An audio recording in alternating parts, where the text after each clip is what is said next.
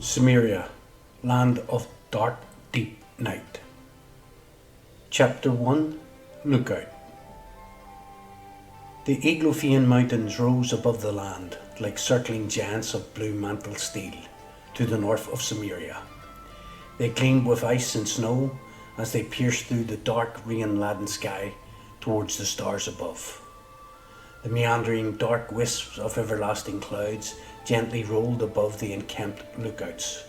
4 men, perched high upon a sheer hilltop, 50 feet above the canopy of the forest below. From their vantage point, the Cimmerians could see far and wide across the dark valley floor. The slithering shadows formed, then melted away, then merged again far below the watchers, like a river of mist dancing under the moonlight rays as they shone down from the overcast sky above. Cuchulainn peered from his perch towards Cromlech, their settlement, as the other warriors rested behind him in the undergrowth, sheltering from the chilling wind and rain. He watched far below him. The sparkling rays of light slithered across the dark valley floor, illuminating patches of open and tilled grassland covered in snow. Calm now the skies, he thought to himself as he looked up.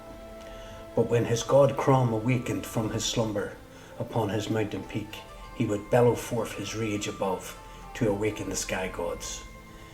They would reply to his challenge with thunder and lightning, clefting the sky asunder. Crom in return would boom laughter to goad them in defiance. Tonight, Crom slept and was content. Cuchulainn knew this as the chilling wind blew gentle with the rain for now. Cimmerian children are taught from a young age to worship their god Crom from the elders of the tribe, passed down through generations gone. They believe he sits upon the highest mountaintop in the judgment of their daily toil with his land, breathing life into the new foundlings at birth. The warriors generally never questioned their faith in this harsh land. Everything in this cold, bleak environment was built to take their life, from the climate to the animals that stalked the land and the warring tribes. This hardy place bred hardy folk. The Hyborian Age was a time when all mankind was tested to the limit of his survival. As the watchers looked out from their concealed sheer hilltop for encroachment into their lands from the Vanir further north, they could see the falling dusk dance across the land towards their home settlement.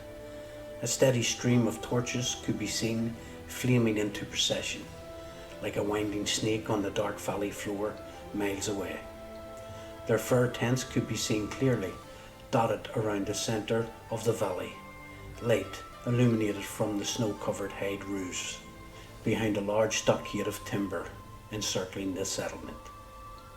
Their hunters from their perch set high on the hill could see their fellow tribesmen headed towards the large central fir tent, carrying their night torches to illuminate their path, no doubt for one of their many gatherings to discuss the harsh winter threatening their land and people.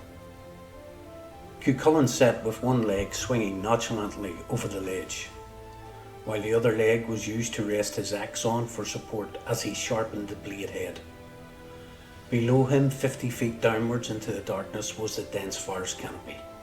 The land stretched for miles on either side, where the 4 Cimmerian lookouts were perched. He was enjoying the cold bite of the mountain air in his lungs, inhaling deep breaths, holding it, savouring his life for that moment, then exhaling out slowly.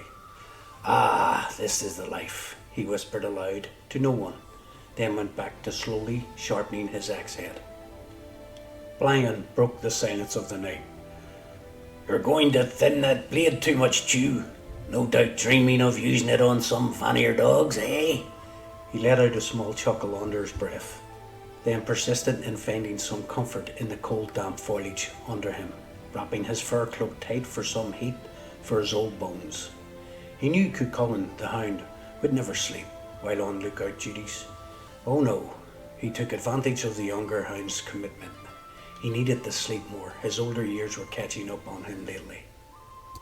Cuchulainn ignored him and just continued grinding ahead with his sharpening stone while inspecting it.